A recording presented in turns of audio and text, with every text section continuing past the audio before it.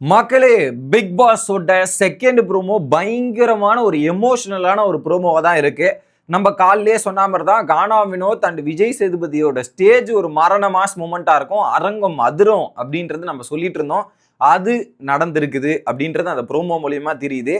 இன்னொரு பக்கம் லிட்ரலி பல பேருக்கு ஒரு செருப்படியும் கொடுத்துருக்கார் கானா வினோத் அப்படின்றது தான். ஏன்னா பல பேரு இவங்க தான் மேனிப்புலேட் பண்ணிட்டாங்க, இவங்க தான் இது பண்ணிட்டாங்க அப்படின்ற மாதிரி குற்றச்சாட்டுகள் வெளியே வச்சுட்டே இருந்தாங்க. நானும் சொன்னேன், அப்பெல்லாம் எதுவுமே நடக்கலையா, நம்புங்க ஐயான்றதை நான் எத்தனை வாட்டி கத்தனேன், எத்தனை வாட்டி கூவனேன், அதெல்லாம் கேட்கல. இப்போ யார் அதை சொன்னா கரெக்டா இருக்குமோ அந்த நபரே விஜிஎஸ் முன்னாடி சொல்லி கிளாரிஃபை பண்ணி முடிச்சிருக்கார். இது உங்களுக்கு தேவையா, இந்த பொழப்பு உங்களுக்கு தேவையா அப்படின்ற மாதிரி எவன்லாம் சொன்னீங்களோ நல்லா வாங்கி கேட்டீங்கடா அப்படின்ற ஒரு ஃபீல் தான் இருந்துச்சு. சரி, அந்த ப்ரோமோ ரொம்ப எமோஷனலா தான் இருக்கு. அந்த ஒரு மனசு தான் சார் கடவுள் அப்படின்றத கானா வினோத் கிட்ட இருந்து நம்ம கத்துக்கிட்டோம். அப்படி என்ன சொன்னாருன்றதை கொஞ்சம் டீட்டெயிலா பார்த்துடலாம். சேனலுக்கு புதுசா இருந்தீங்கன்னா சப்ஸ்கிரைப் பண்ணிருங்க. வீடியோ பார்க்குற அனைவருமே மறக்காம லைக்கும் ஐப்பும் பண்ணீங்கன்னா இந்த வீடியோ பல பேருக்கு போய் சேர்ந்துரும். அந்த உதவியை பண்ணுமாறு கேட்டுக்கொள்கிறேன். இப்போ கண்டென்ட்ல போலாம். ஓகே, கானா வினோத் அந்த ஸ்டேஜ் வராரு. வந்தவுடனே பயங்கரமான ரெஸ்பான்ஸ் வந்திருக்குது அப்படின்றதான் தகவல் வருது. வேற மாதிரி அதுல வரும்போதே கானா வினோத் ரொம்ப எமோஷனலா தான் வந்திருக்காரு. ஓகே, அதுலயும் அங்க சொல்றாரு விஜிஎஸ் முன்னாடி, எமோஷனல் கலந்த ஆனந்த கண்ணீர் இருக்கு சார். ஒரு பக்கம் எமோஷனலாவும் இருக்கு, சந்தோஷமாவும் இருக்கு, ரெண்டும் கலந்த ஒரு ஃபீலிங்கா தான் சார் நான் இருக்கேன் அப்படின்ற மாதிரி அவர் பேசும்போது, இப்ப நார்மலா நம்ம பேசுற டோனுக்கும் ஒரு எமோஷனல் கலந்த ஒரு பேசும் டோனும் போது நம்ம வாய்ஸ் மாறும். அதை ஒரு மாதிரி டோன் டவுன் ஆகி ஒரு இந்த ரெண்டும் கலந்த ஸ்பீச் வரும்ல, அந்த வார்த்தையா தான் நான் பாக்குறேன். அவருக்கு அது எமோஷனல் ஆகிட்டே பேசுறாரு. அந்த வார்த்தையை டெலிவர் பண்ணும்போது அந்த ஒரு ஃபீலை நம்மளால உணர முடியுது. அவர் still he was very very emotional. Okay, அப்படி சொன்ன உடனே விஜய் சொல்றாரு, நீங்க அவ்வளோ அற்புதமான மூமெண்ட் கிரியேட் பண்ணியிருக்கீங்க. உண்மையா சொல்லணும்னா பிக் பாஸ் சீசன் 9ல இவ்வளோ டாக்ஸிசிட்டியா, இவ்வளோ இதுக்கு நடுவுல ஷைன் பண்ண ஒரு நபர், மக்களை திரும்பி பார்த்த வைத்து, மக்களை ரசிக்க வைத்து, மக்களை சந்தோஷப்படுத்திய ஒரு நபர்னா அது கானா வினோத் என்ற கலைஞன் தான். அந்த கலைஞன் பாட்டு மட்டும் பண்ணலங்க, மனசு விட்டு எல்லாரையும் சிரிக்க வச்சாரு, சந்தோஷப்படுத்த வச்சாரு. எல்லாமே இதுனா கன்றாவியா இருக்கு, இதெல்லாம் பார்க்கணுமா நினைச்சிருக்கும் போது அங்க ஒரு கவுண்டர் போட்டு ரசிக்கும்படியாக மாத்துறாருல, அது ஈஸி கிடையாது.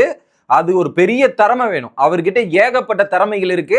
அதை நிறைய மூமெண்ட், அதை சொன்னார்ல, அற்புதமான மூமெண்ட் அந்த வீட்டில் கிரியேட் பண்ணிருக்கேன். டெஃபினெட்லி விழுந்து விழுந்து எல்லாரையும் சிரிக்க வைக்கிற மூமெண்ட் அதுல. குறிப்பா வாட்டர்மெலான அடிக்கடி வாட்டர்மெலன் சொல்லுவாரு வினோத் வினோத், அதுலலாம் ஒரு பேசின ரீச் எல்லாம் என்ன மாதிரி ரீல்ஸ் தெரியுமா, அந்த அளவுக்கு ஒரு ரீச் கிரியேட் பண்ணிருக்காங்க. நிஜமா அதுல சொன்னார்ல அந்த ஒரு வார்த்தை 100%, 100க்கு மேல உண்மைதான்.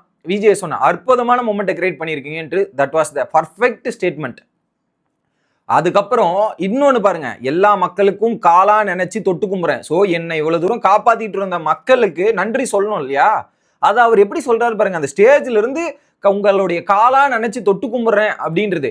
எல்லாருமே ஒரு பாயிண்ட்ல நமக்கு நல்லது பண்ணவங்கள மறந்துடுவாங்க. ஆனா இவரு அந்த ஸ்டேஜ்லயும் அதை யதார்த்தத்தோட அங்க தெரிவிச்சார்ல, அதுதான் கானா வினோத் யாரு என்னன்றது ப்ரூவ் பண்றது. எப்படி யாரு என்னன்றது ப்ரூவ் பண்றது, அது அவருடைய குவாலிட்டி. யாரு அவர் எவ்வளோ டவுன் டு த எர்த் பர்சன்றதை மீன் பண்ணுதுன்றதான் நான் பாக்குறேன். சூப்பர். அதுக்கு பக்கத்திலேயே அவங்க ஃபேமிலி, ஒய்ஃபு, சின்ன குழந்தை, அந்த சின்ன பாப்பா, இன்னும் நிறைய பேர் வந்திருக்காங்க. ஓகே, அடுத்து என்ன சொல்றாரு, 18 லட்சம் என் குடும்பத்துக்கு, 18 லட்சம் என் குடும்பத்திற்கும், நான் பட்ட கஷ்டத்திற்கும் எனக்கு ரொம்ப தேவையான காசா இருந்துச்சு. ஸோ இந்த காசு நான் படுற கஷ்டத்துக்கும் எனக்கு ரொம்ப தேவையான காசா இருந்துச்சு சார். இதுவே எனக்கு தேவையா தான் சார் இருந்துச்சு அப்படின்றத சொல்றார். ஓகே, உண்மையிலே மனசார சொல்றேன்.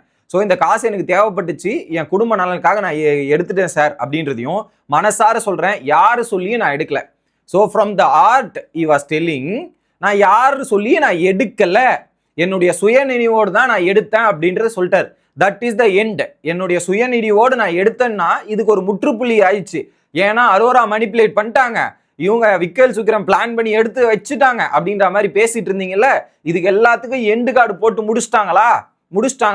அதை அரோரா சொல்லி எடுக்கல. கானா வினோத்துக்கு டவுட் இருந்தது, அதை அரோரா கிட்ட போய் கேட்டாங்க, அரோரா எக்ஸ்பிளைன் பண்ணாங்க. That is the matter. அவ்வளவுதான். அதை கானா வினோத்துக்கே தெரியுது, ஏன் சுயநினைவோட தான் நான் எடுத்தேன் அப்படின்றது. It is my own decision அப்படின்றத சொல்லிடுறாரு.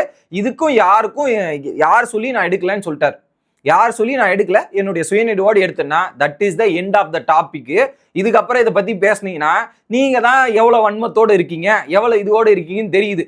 சம்பந்தப்பட்ட நபரே அது நான் இல்லைன்னு சொல்லிட்டாரு, அப்புறம் என்னடா நீங்க பேசுறது அப்படின்ற மாதிரி தான் இருக்கும். பாத்துக்குங்க மக்களே, பாத்துக்குங்க. ஓகே, அடுத்து பாக்கியா வந்து ஸ்டேஜ்ல பேசுறாங்க. சார், அவருடைய திறமைக்கு அதுக்கான அங்கீகாரம் கிடைக்கலன்னு நான் நிறைய இடத்துல ஃபீல் பண்ணியிருக்கேன். கண்டிப்பா ஸோ அங்கீகாரம் கிடைக்கல அப்படின்ற ஒரு வருத்தம் நமக்குள்ள திறமெல்லாம் இருக்கு. ஆனா அந்த திறமையை ஷோகேஸ் பண்ணுவோம். ஆனா அதுக்கான கொஞ்சம் ரெகனைசேஷன் கிடைச்சாதானே அடுத்த கட்டத்துக்கு போவோம். அந்த ரெகனைசேஷன் கிடைக்காம இருக்கிறது பெரிய வழி தான், அதுல மாற்றுக்கிறதே கிடையாது. அந்த வழியோட எத்தனை நாள் இவங்க டிராவல் பண்ணியிருப்பாங்க பாருங்க. நாளைக்கு மாறிடாதான்னு ஒவ்வொரு நாளும் அவங்க அப்படிதான் கடந்திருப்பாங்க. என்னைக்காவது ஒரு நாள் கடந்துடும்ன்ற மாதிரி அந்த காத்து இருப்பும் மாறுன்ற ஒரு நம்பிக்கை பெரும் பயணமா இருந்திருக்கும். அதான் சொல்றேனே, நம்ம உண்மையாவும் நேர்மையாவும் இருந்தா அது தானா தேடி வரும். அது வந்திருக்குது இப்ப கானா வினோத்துக்கு.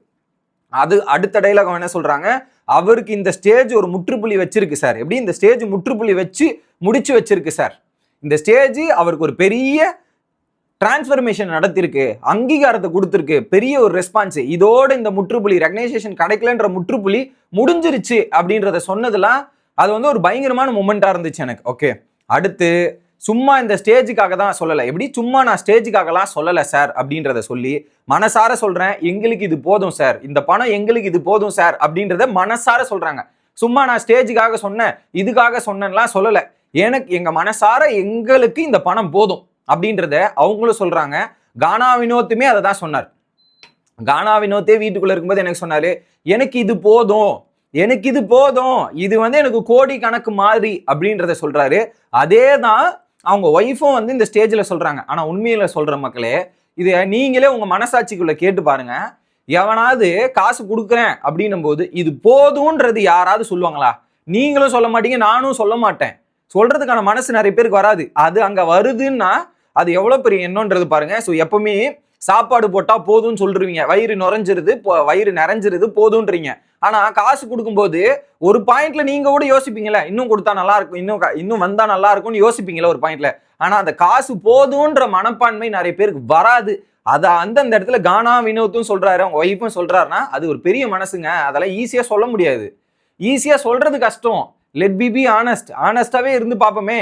நீங்களே சொல்லுங்க, அதை நம்மளால சொல்ல முடியுமா? நீங்க உங்க மனசாட்சி கேட்டு பாருங்க.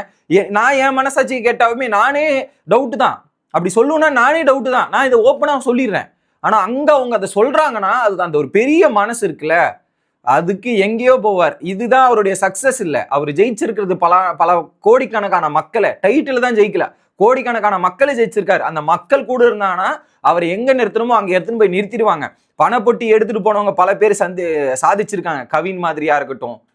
கவின் எப்படி போய் இப்போ அந்த அளவுக்கு இருக்காரு, அதே மாதிரி இவங்களும் போய் இருக்கிறதுக்கான வாய்ப்புகள் பிரகாசமாக இருக்கிறது அப்படின்றத நான் பார்க்கிறேன். உங்களோட கருத்துக்கள் என்ன அப்படின்றது கமெண்ட் செக்ஷன்ல சொல்லுங்க. அடுத்த வீடியோல வந்து சந்திக்கிறேன். Bye guys.